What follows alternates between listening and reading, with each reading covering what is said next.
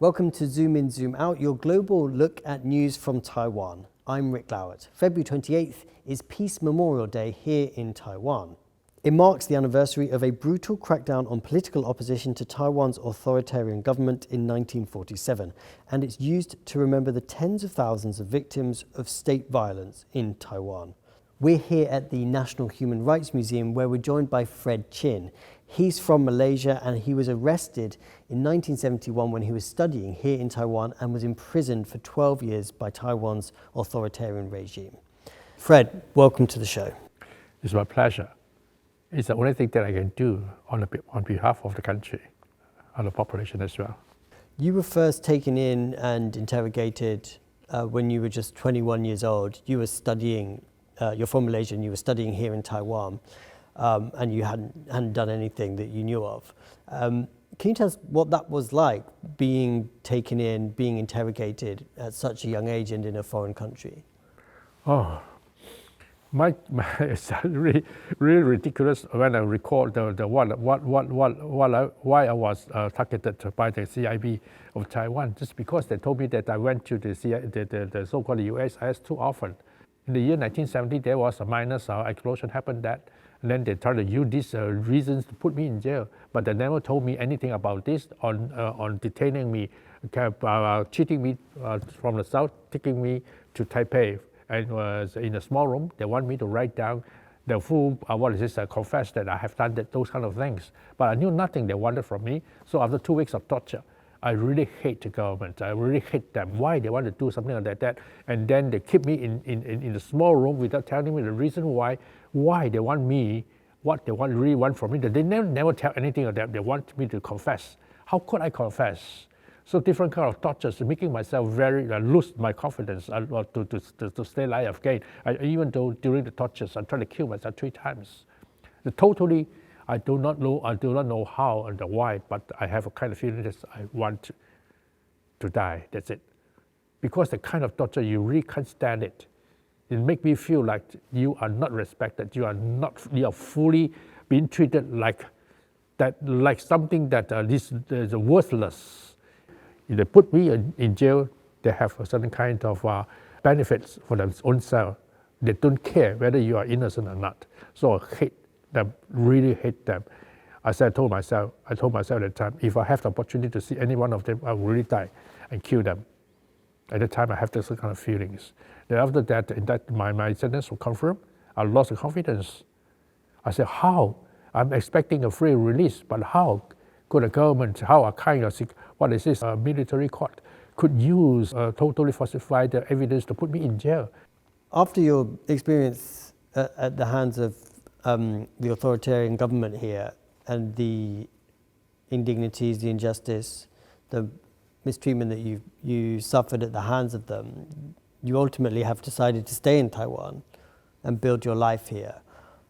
Can you tell us a bit about how you made that decision and why you are still living here and dedicating your time to Taiwan? Actually, on the day of my prison term was ended, I really wanted to leave this country. I didn't want to stay down in Taiwan. I wanted to go back to my home country, Malaysia. But I was forbidden to leave the country. At the time, I started to another kind of hatred. Why? I was a Malaysian. Why couldn't I go back to my home country? I want to leave this place. I have already paid, right, 12 years suffering here. I want to leave the country. Why I couldn't leave the country? They really hate the government. I really hate it. I want to deportation. They said, no, you can't go back because you know Taiwan too much. You know too much about Taiwan, so we can't let you go back home to your country. I argue with them. What did I learn anything about Taiwan? 3 years in my school life, 12 years in jail. For 15 years or 16 years, what have I learned about Taiwan? So they said we said that you know that when you know. This is kind of ridiculous. What is this argument, right? But I have to take it. So we're here at what was Jingmei Detention Center, and you were held here for a year and a half. We've had a look around the building today. I just wanted to know what feelings you have when you come back here to the place where you were incarcerated. Every time after telling a story or sharing a story in the public, I can't sleep for about weeks or so, but I still I still told myself that I have to continue. I have to conquer all those kind of fear. Because I found that it is very worthy and it's very important to tell the story to the young generation so they can learn something from us. So that the young generation learn that now what they are enjoying today, the freedom and the democracy they are enjoying today didn't came from nothing. A lot of people, the seniors suffer, have sacrificed, have risked their neck so that today they can enjoy the life they are enjoying today. So they have to let them know that.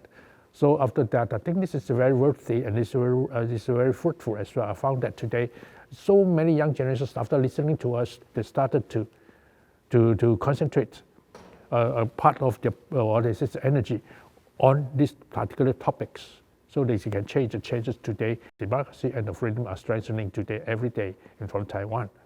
We've been walking around with you today and we've heard about the different indignities you suffered. How did the authorities, how did the prison guards, the people that interrogated you, how did they make you feel? Today is only regret that until today, none of the so-called perpetrators came in before us.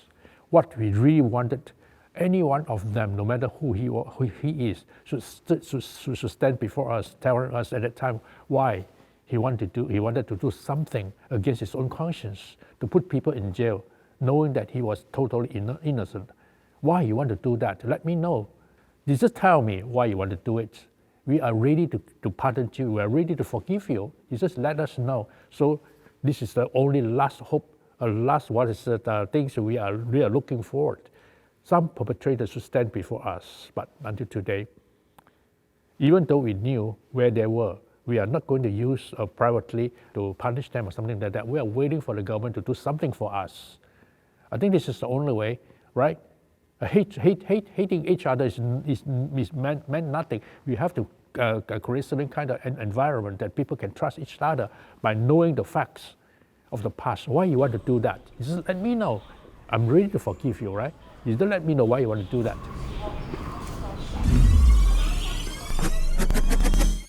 I want to zoom out a little bit and look at the issue of justice. You didn't get the answers, you didn't get an apology, you didn't get an explanation. Do you have any sense of justice, or how does this sense of injustice sit with you? How do you deal with it in your life now? Actually, it's a very big question. Starting in the beginning, where you're fighting for that, the words that they use, the transitional justice, I really didn't like it. I didn't like it. What is justice? I always ask myself, what is justice? For me, I didn't want to criticize. I didn't want to say anything about the justice or injustice, because to me, I have no explanation for that. I have no definitions of justice or injustice. It depends on person. It depends on every single person has his own rights to say such thing is under justice or under injustice, right? But it depends on person. It's not a total acceptable or answer. The commonly accepted definition or something like that. At least no, there's no answer for that. No answer for that. So today I don't take it. I take it what I'm doing today is a way that might bring peace to the world, that bring happiness to young generations or to the older generations, if they have the kind of thinking not to create others' problems, not to gain any benefits standing on the sadness of the other people. This would be the best way of life. And do you now know why you were targeted? No. Until today, I still couldn't find it. I really wanted to find it, but I went through so many archive offers of so many documents, I couldn't find the reason why. Because they told me that the first target me on the USIS, the explosion case, was over. They didn't keep any of the records. So there's no way to find the minute when they targeted me and they took me from the south to the north. I really couldn't find it, but today I have no intention to find out the facts anymore, because I found that this is no way, no point at all. Even though you found out who he was, right, to put me in jail, what good what is the thing I can do to him. So it's better to learn the past. It's better for me to forget the past.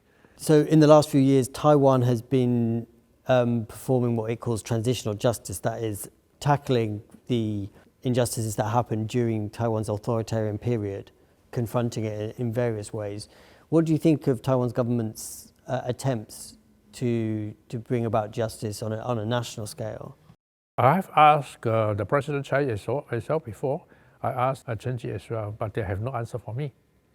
They want to do something for that, but it's not that easy. They said it's not that easy. There's a lot of problems you have to consider, even though the DPP has already in the full power for the past 8 years. But I was really not satisfied, because under the transitional justice, what the president has promised that they want to review the truth.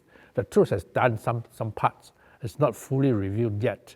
But what you really wanted is a kind of someone should take the responsibility. The responsibility, in Chinese we call it 就责, but until today we still haven't got it. It's so clear that who should take the responsibility. The consequences caused was by the father and son, right? During the KMT control, during the White Terror period, it's under them, the top people, including his group of the top layer people, should take the responsibility of the full, the White Terror disasters or the tragedies, but they never do that. We just want a piece of paper recording down during the totalitarian control of the KMT government starting from 1949 until 1987 to take the full responsibility. That's it. It's a very simple document showing that the people that they should take the responsibility, take the consequences, what they have done, right? This is very simple. Why they didn't want to do it? There's no answer. There's no answer. The so-called compensation is the worst thing, is the last thing that we are looking for. We lose, like me, I lost 12 years. They just paid me, it's just a small amount of money. What that meant for? It meant nothing to us. What we want is the ingredient. And the last thing is the perpetrators. They haven't done anything. This is what we are not satisfied, right? We are not satisfied. The transition under the government operation, they've done something good, but more of them are not satisfactory to us. This is what I am thinking. But today, I don't think it's meant nothing at all. So today, what we want to find a kind of compromise, a kind of reconciliation between the population. That's it. The most important thing, to have one heart to fight, to protect our country. That's it. And you were incarcerated for 12 years by the authoritarian government here at the time. Could you tell us what sticks with you now?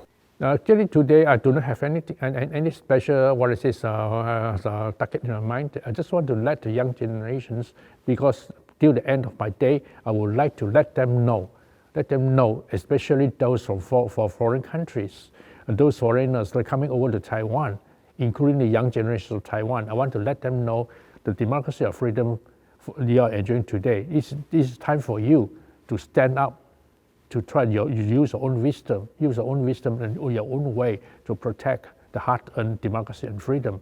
It's not for us. We have done our job. Today is your time. You have to, if you want to continue the life you're enjoying today, you have to do something on behalf of the country. Fred, thank you very much for coming on the show and sharing all of your experiences with us today. It's really grateful for me. I have the opportunity to tell my story in the public. This has been Zoom In, Zoom Out. For more stories from Taiwan, please check out TaiwanPlus on social media. I've been Rik Glauert, and we will see you next time.